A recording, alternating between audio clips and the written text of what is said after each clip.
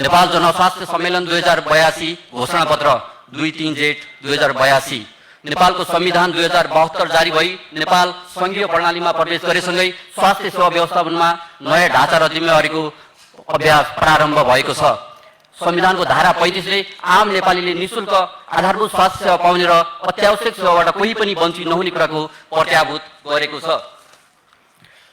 संवैधानिक व्यवस्थाका बावजुद संघीयतामा नेपालको स्वास्थ्य प्रणालीले थुप्रै चुनौतीको सामना गर्नु परेको छ भने अवसरहरू पनि प्रशस्तै छन्। संघीय प्रणालीमा स्वास्थ्यका चुनौतीहरूलाई चिर्दै अवसरहरूको भरपूर सदुपयोग गर्दै आम नागरिकका लागि लागत प्रभावकारी तथा समतामूलक स्वास्थ्य सेवा प्रवाह गर्नु अहिलेको टटकारो आवश्यकता हो। यसै सन्दर्भमा हामी सरकारी तथा गैर सरकारी सम्पूर्ण निकायहरू, शैक्षिक संस्था, नागरिक समाज, समस्त जनस्वास्थ्यकर्मी एवं विद्वान वर्गहरूको प्रतिनिधित्व गर्दै 8 बुँदे घोषणापत्र प्रस्तुत गर्दछौँ। 1. संघीय स्वास्थ्य व्यवस्थापन प्रणालीमा स्पष्ट शासन व्यवस्था, जवाबदेहिता, प्रभावकारी स्वास्थ्य सेवा सुनिश्चित गर्दै दिगो विकास लक्ष्यहरू हासिल गर्न तथा नेपाल स्वास्थ्य क्षेत्र रणनीतिले तय गरेका कार्यदिशालाई व्यावहारिक रूपमा रूपान्तरण गर्न सबै तहका सरकारबीच समन्वय, सहकार्य, नीति निर्माण र कार्यान्वयन प्रक्रियामा निरन्तर सहयोग र पैरवी गरिनेछ। 2. स्वास्थ्य क्षेत्रमा वित्तीय स्रोतको सुनिश्चितता र न्यायोचित वितरण सुनिश्चित गर्न संघीय, प्रदेश र स्थानीय तहमा पारदर्शी बजेट प्रणाली, सीमित साधनको मितव्ययी उपयोग, परिणाममुखी खर्च प्रणाली र स्रोत परिचालनमा सुधार गर्नु अति आवश्यक छ। स्वास्थ्य बीमालाई प्रभावकारी बनाउन संरचनात्मक सुधारसहित थप विस्तार गर्दै आउट अफ पकेट एक्सपेन्डिचर तथा क्याटास्ट्रोफिक हेल्थ एक्सपेन्डिचरको भार घटाउन हाम्रो निरन्तर सृजनात्मक सहयोग रहनेछ र नेपाल स्वास्थ्य वित्त रणनीतिले तय गरेको कार्यनीति अनुरूप प्रत्येक तहको कुल बजेटमा स्वास्थ्य क्षेत्रको लागि कम्तीमा 10% बजेट व्यवस्था गर्दै जनस्वास्थ्यमा राज्यको लगानी बढाउनको लागि हाम्रो निरन्तर पैरवी रहनेछ। 3. स्वास्थ्य विकास साझेदारहरूको वित्तीय सहयोग क्रमिक रूपमा घट्दै गएको अवस्थामा देशले आन्तरिक स्रोतको खोजी, व्यवस्थापन तथा प्रभावकारी परिचालन गर्दै आत्मनिर्भरता कायम गर्न र दिगो स्वास्थ्य प्रणाली विकास गर्न हामी निरन्तर छलफल र सम्वादलाई प्रोत्साहित गर्नेछौँ। यस लक्ष्य प्राप्तिका लागि स्वास्थ्य क्षेत्रको व्यवस्थापन प्रणालीमा वित्तीय व्यवस्थापन प्रणालीमा सुधार गर्न हामी निरन्तर पैरवी र समन्वयलाई अगाडि बढाउनेछौँ।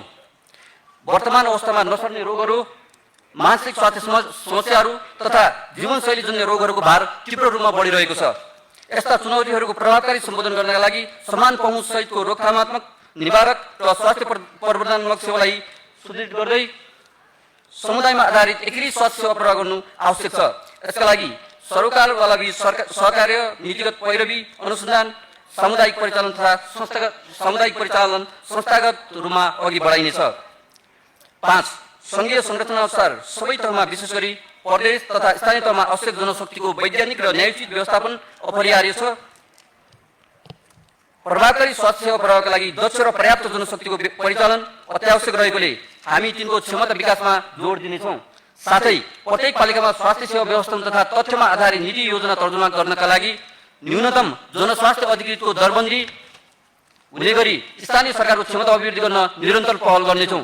यसले स्वास्थ्य सेवामा समतामूलक पहुँच र गुणस्तर सुधारमा महत्त्वपूर्ण भूमिका खेल्नेछ।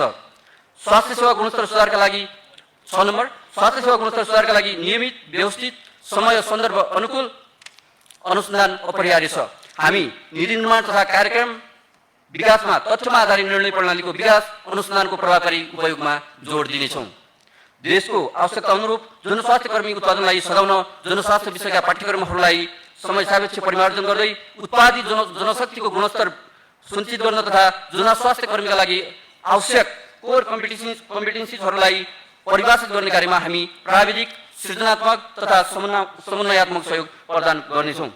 र 8औं बुँदा संघीयतामा स्वास्थ्य प्रणाली सुधारका सम्भावनाहरूको उपयोग गर्दै प्रविधिमा आधारित कार्यक्रमहरू, समुदाय आधारित जनस्वास्थ्य कार्यक्रमहरू सुदृढीकरण गर्न र स्थानीय तहको नेतृत्वमा नवप्रवर्तन र स्वामित्व अभिवृद्धि गराउन हाम्रो विशेष ध्यान रहनेछ। घोषणापत्रका 8 वटा बुँदाहरू यिनै रहेका छन्।